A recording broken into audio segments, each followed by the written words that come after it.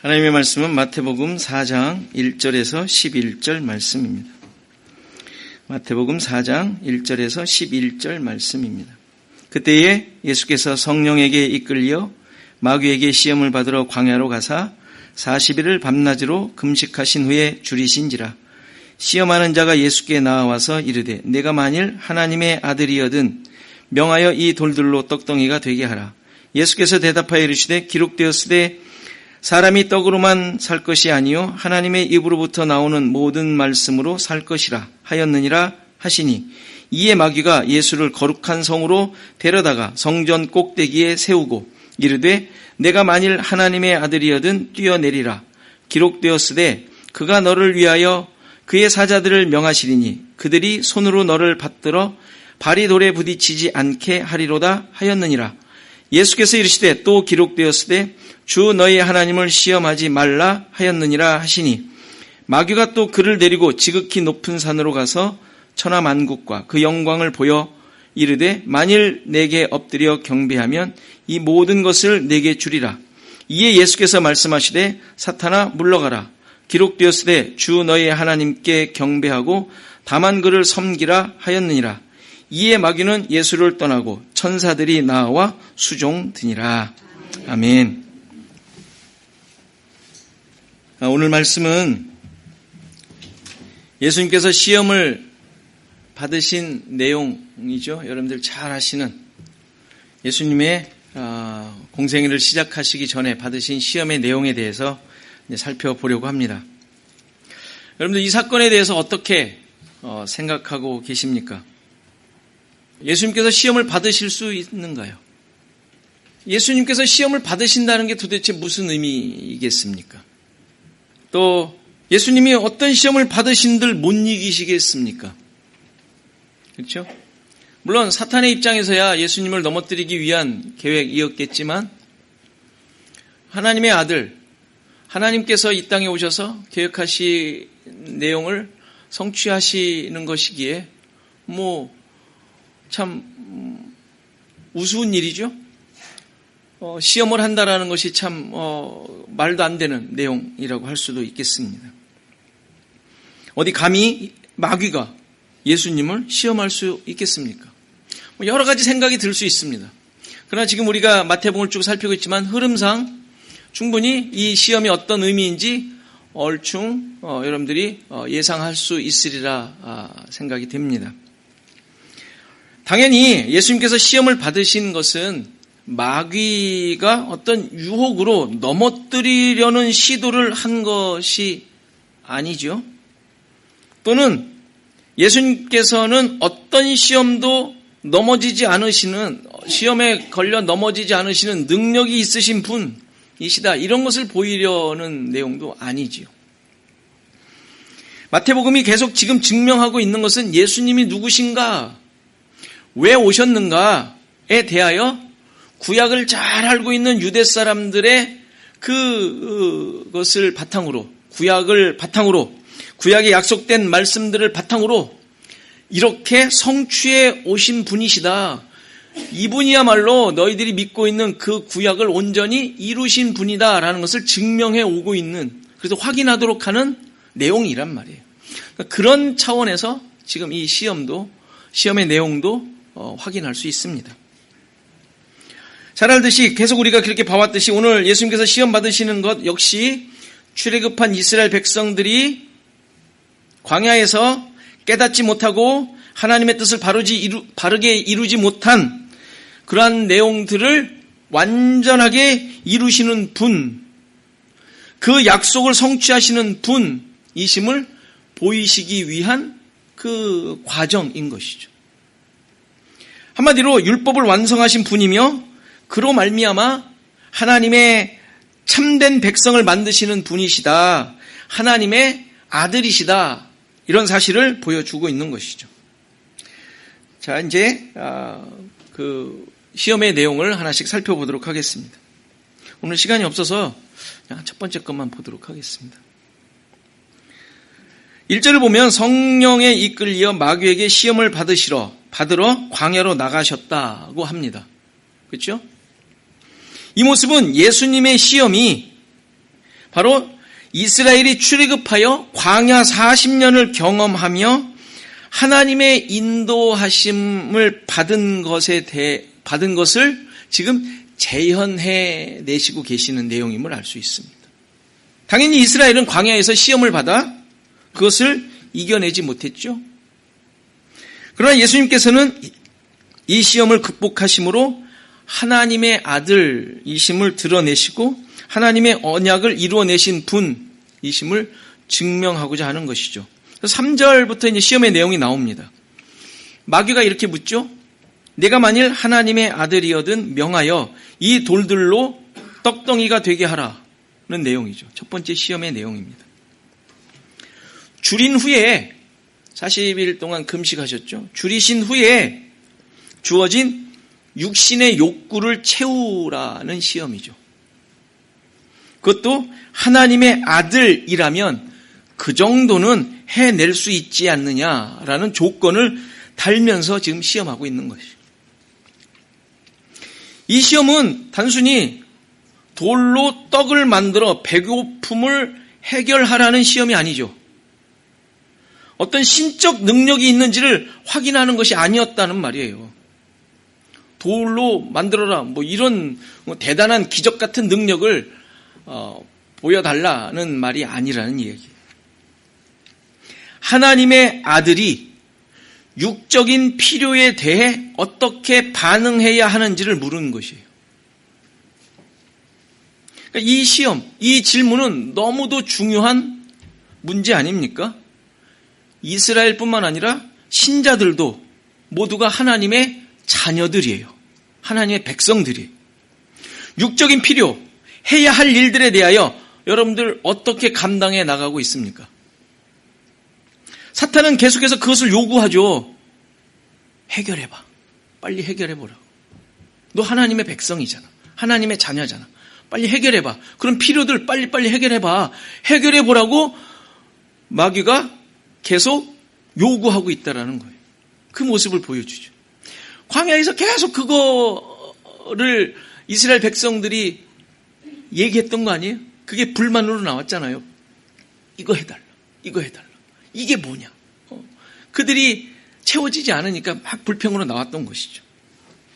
솔직히 마귀의 시험에 그렇게 물은 거에 아니면 해봐라 그 이야기에 예수님께서 배고픔을 해결하시면 안 되는 거예요. 떡을 드시면 안 됩니까? 당연히 드셔도 되죠. 당연히 먹어도 되는 거예요. 여러분들 배고프면 먹잖아요. 뭘 못하겠습니까? 배고프면 먹을 수 있고 옷이 필요하면 사서 입을 수 있어요. 육적인 필요를 채우는 것이 잘못은 아니죠. 그런데 지금 문제가 뭐예요? 마귀의 유혹이 뭐예요? 너의 만족, 내가 필요한 대로 하라는 유혹이에요. 내가 필요한 대로 하라. 광야이며 성령에 이끌리는 상황에서 광야이며 성령에 이끌리고 있는 상황에서 네가 주인이 되어 할 수 있는 대로 행동해 라는 유혹이에요. 광야에서 성령의 이끌림을 받고 있는데 네가 주인이 되어 네 필요한 거 네가 마음대로 해 라는 유혹이었다는 말이에요. 육체가 원하는 대로 그 만족을 따라 살아라 이 유혹이란 말이에요. 예수님의 대답을 보면 그 의미가 확실해지죠. 예수님의 대답이 뭐라 그래요? 기록되었으되 사람이 떡으로만 살 것이 아니요 하나님의 입으로부터 나오는 모든 말씀으로 살 것이니라. 이 신명기 8장 3절에 있는 말씀을 인용하여 대답하세요. 왜 신명기 말씀이에요? 아까부터 쭉 말씀드린 대로 광야의 이스라엘 백성의 그 행적을 따라가시면서 예수 그리스도께서 완성해 나가시는 내용이기 때문에 그래요. 근데 이 신명기 8장 3절에서 얘기한 이 말씀은 만나를 주신 목적을 설명할 때 나온 구절이에요. 신명기 8장 2절 3절을 보면 네 하나님 여호와께서 이 40년 동안 네게 광야길을 걷게 하신 것을 기억하라. 이는 너를 낮추시며 너를 시험하사 네 마음이 어떠한지 그 명령을 지키는지 지키지 않는지 알려 하심이라. 너를 낮추시며 너를 줄이게 하시며 그래서 또 너를 알지 못하며 내 조상도 알지 못하던 만나를 내게 먹이신 것은 사람이 떡으로만 사는 것이 아니요 여호와의 입에서 나오는 모든 말씀으로 사는 줄을 내가 알게 하려 하심이니라. 분명하게 모세가 지금 가르쳐주는 거예요. 40년 지나고 나서. 만나를 통하여 하나님께서 의도하셨던 바가 바로 이들을 낮추시고 시험하사 이들의 마음이 어떠한지 명령을 지키는지 아니 지키는지 알려 하심이었다는 거예요. 만나를 주셨던 배경이 출애굽기 16장에 나와요. 거길 보면 그들이 무슨 얘기를 하죠? 먹을 것이 떨어져 줄여 죽겠다는 불만이 나왔을 때예요. 지금 예수님께서 금식하신 후 줄이신 상황과 똑같아요. 그럼 그냥 먹을 것 주셔서 배고픔을 면하게 하시면 돼요. 배고프니까 당연히 배고플만 하지 않습니까? 나왔으니까 먹을 게 없는 거예요.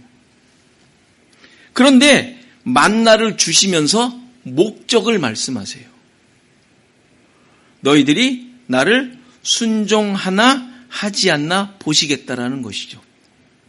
아니 배고프다는데 그냥 그것을 해결해 주는 것으로 끝나는 게 아니다라는 것을 벌써 하나님께서 그 백성들에게 가르쳐주고 계시는 거예요. 배고픔의 문제가 단순한 문제가 아니라 하나님께 붙잡혀 있는가의 문제라는 말이에요. 육체적 필요가 이렇게 주도권의 문제를 가지고 있다라는 것을 가르쳐 주시는 거예요. 다시 말해서 너희의 주체, 주인이 누구인지 살펴보겠다. 아니 배고프다고 한마디 했는데 네가 누구 마음대로 살고 있는지 누구 뜻대로 네가 지금 살고 있는지를 확인해 보겠다. 이렇게 지금 하나님께서는 말씀해 주시는 거예요. 가르쳐 주시는 거예요. 본문에서 유혹거리는 배고픔이었지만 그게 대표적인 예로 얘기한 것이죠. 지금 마태복음 이제 뒤에 가면 6장에 가면 그 있잖아요. 먹는 것, 마실 것, 입는 것으로 표현되는 육체적 욕구들로 이제 확장이 돼요. 그 모든 것들을 얘기하는 것이죠. 이것이 하나님의 말씀대로 사는 자인지를 가늠하는 기준이라고 지금 말씀해 주시는 거예요. 그러니까 야, 이 배고픔 하나 왜 하소연했더니 하나님은 어마어마한 의미를 가지고 얘기를 하시는 거 아닌가. 너무 이렇게 지나치게 의미 부여를 하면서 오히려 부담을 주는 건 아닌가. 이런 생각이 들만 하지 않습니까? 그렇죠? 먹을 것 찾는 것이 뭐 그리도 하나님의 말씀을 외면하고 내 마음대로 하는 것이냐? 그런 것처럼 말씀하고 계시나? 이런 생각이 들만 하잖아요. 그렇죠? 근데 정말 과한 하나님의 요구인 것 같습니까? 너무 지나치게 간섭하시는 내용으로 들리진 않습니까? 근데 깊이 생각해 보십시오. 먹는 문제가 그렇게 단순한 일입니까? 먹는 문제가? 배고픔이? 사활이 걸린 문제예요. 여러분들 그거에 다 넘어지는 것 아니에요? 넘어진다 그러면 좀 그렇지만 그거에 우리가 매달려 있지 않습니까? 먹는 것에. 목숨이 달려 있잖아요. 목숨이. 만만치 않은 거예요. 하나님께서 그냥 먹을 거 살 줘보시면 끝나는 내용 아니에요? 그런데 거기에 하나님께서는 광야에서 그거 하나 주는 것으로 만족시키는 것으로 끝나는 문제가 아니라는 것을 지금 지적하는 거예요. 너무하다는 문제가 아니라 지금 그것이 모든 인류에게 아니 하나님 백성에게 결정적인 문제임을 가르쳐 주시는 거예요. 우리의 모든 삶이 거의 모든 활동이 먹고 사는 문제인 것이죠. 육신의 정욕 문제, 육신의 요구, 재물, 재산, 돈, 만족, 이 육신의 정욕, 육신이 요구하고 있는 것들의 문제라는 것을 지적하고 계시는 것이죠. 그러니까 이것 때문에 광야 40년간 늘 불만과 불순종을 보였던 거예요. 하나님의 인도하심을 신뢰하지 않았고 결국 하나님의 말씀을 외면했던 것이죠. 더 정확하게 말하면 늘 말씀드리듯이 아침에 먹은 만나를 잊어버리고 산 거예요. 기적 중에 기적이지만 그것으로 믿음의 근거, 삶의 근거를 삼지 않았어요. 먹고 끝나고 말았어요. 먹고 끝내버렸어요. 지금 남아있는 그 만나도 의미가 없네요. 그 사람들에게. 나중엔 뭐라고 불평하죠? 민수기 11장에 가보면 고기를 달라 그래요. 이제 만나도 질렸다. 무슨 말이에요? 내 육체의 요구에 만나는 충분치 않습니다. 라고 말하는 거예요.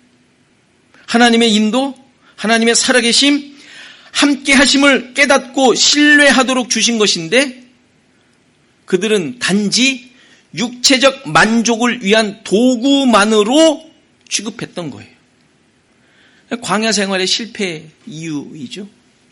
그러나 지금 예수님께서는 이 육체의 만족을 채우라는 마귀의 유혹에 대해 그런 것으로 존재하는 것이 아니라 하나님의 말씀, 살아계심에 대한 고백과 신뢰, 순종으로 사는 존재임을 말씀하시고 계신 거예요. 그러니까 그런 존재가 누구예요? 그 존재가 누구예요? 하나님의 아들, 하나님의 자녀들 아닙니까? 저와 여러분들. 신자들은 이 땅에 육체를 가지고 살지만 그것의 욕구를 충족시키는 존재로 그것을 목적으로 사는 자들이 아니죠. 다시 말해서 육체의 욕구를 쫓아 사는 사람들이 아닙니다. 금욕과 절제의 삶을 말하는 것이 아니라 존재 자체가 하나님의 인도하심, 말씀에 순종하고 하나님의 나라와 그 의를 구하며 사는 것, 하나님의 통치, 다스리심으로 사는 자들이라고 말씀하시는 거예요. 초점이 다른 거예요. 초점이. 먹지 말아라가 아니라 초점이 다르다는 거예요. 초점이 다른 존재라는 거예요. 광야를 통하여 이스라엘 백성에게 요구하셨던 게 뭐예요? 낮추시고 시험하시고 내 마음이 어떠한지, 명령을 지키는지 아니 지키는지, 너희들의 생각과 초점에 하나님의 말씀이 있는지 없는지, 이 얘기잖아요. 그래서 하나님의 인도하심에 너희들이 온전히 신뢰하는지 아닌지 그것을 확인하도록 하셨다는 것이죠. 그러니까 하나님의 다스림으로 사는 자들임을 깨닫고 고백하도록 하신 것이 광야의 생활이었다는 거예요. 그러니까 그러한 것들을 고백하는 자들이 신자들 아닙니까? 그렇죠? 말씀대로 살아야 하는 자들임을 고백하는 것이죠. 이 세상에서 신자들이 확인해야 할 내가 누구인가, 정체성, 그것의 기준인 거예요. 그 정체성을 이렇게 명확하게 확인하는 기준인 거예요. 그러니까 여러분들 내가 누구인가 확인할 때 뭘로 확인하세요? 나 교회 다녀, 이걸로 확인하세요? 아니죠. 하나님의 말씀으로 지배받고 있는가, 거기에 초점을 두고 있는가로 나의 정체성을, 신자의 정체성을 확인하는 것이지, 나 교회 다녀, 신앙생활의 어떤 양상들을 가지고 그러니까 나는 신자야 라고 말하는 것은 아닌 것이죠. 그러니까 육신의 적용을 쫓아 그것을 만족시키는 삶으로 나를 정의하면 안 되잖아요. 내가 누구인지를 그것으로 찾으면 안 되잖아요. 그게 아니라 하나님의 말씀을 따라 순종함으로 하나님의 주인 되심을 고백하는 삶. 그래서 낮아지고 깨어져서 내가 나의 삶의 주인이 아닌 하나님이 나의 주인이십니다. 또 모든 것을 볼 때 나의 주인이셨군요. 주인이 맞군요. 이것을 인정하는 자. 그게 하나님께서 우리를 지금 이 세상 가운데서 인도하시는 이유이며 원인인 것이죠. 이것을 고백하는 자가 내가 누구인가를 말해주는 내용인 것이죠. 지금 그 시험을 마귀가 예수님께 하시면서 예수님이 그 의미가 무엇인지를 다시 또 가르쳐 주시고 그가 이루어내심으로 하나님의 말씀으로 산다라는 것을 선언하심으로 또 그것을 또 이루심으로 그가 구원자이심을 확인시키고 있는 내용이죠. 예수님께서 받으신 시험을 통하여 하나님의 백성들이 일생에 경험하는 내용들을 확인토록 합니다. 우리의 삶 속에 일어나는 모든 일들 속에 예수님이 받으신 이 세 가지 시험의 내용들이 우리 모두에게 있거든요. 이제 두 번째, 세 번째도 확인할 것이지만 그 모든 것들이 다 욕심들이에요. 나의 이름 내는 것, 명예, 하나님을 믿음으로 말미암아 그래도 이런 정도는 있어야 되지 않느냐라는 것들을 쭉 경험을 하시고 그것을 광야 가운데서 이스라엘은 실패했지만 예수님이 그 말씀을 광야 가운데서 하나님께서 말씀하시려고 했던 내용들을 확인시키시면서 그게 아니다라는 것을 깨닫게 하고 또 우리의 삶 속에서 정말 사는 믿음의 근거가 무엇인지를 확인시켜주고 계시는 내용이에요. 이스라엘 백성들은 광야에서 그렇게 실패했지만 예수님은 그것을 완성시키시고 그 완성시키신 내용을 우리에게 어떻게 하셨어요? 아직도 요구하고 계세요? 이렇게 해내라고? 은혜로 주셨어요. 은혜로 주셨다는 얘기는 아무렇게 살아도 괜찮다라는 말이 아니라 은혜로 주신 삶의 내용이 무엇인지를 계속 확인해 가라는 거예요. 그렇게 있을 것이냐 확인하는 것이에요. 결국은 우리는 하나님의 말씀대로 살도록 우리 자신들을 움직이도록 성령께서 역사하세요. 하실 거예요. 여러분들이 말씀이 살아 역사하시는 내용이 그거니까. 그러니까 말씀을 보라는 내용이 그거죠.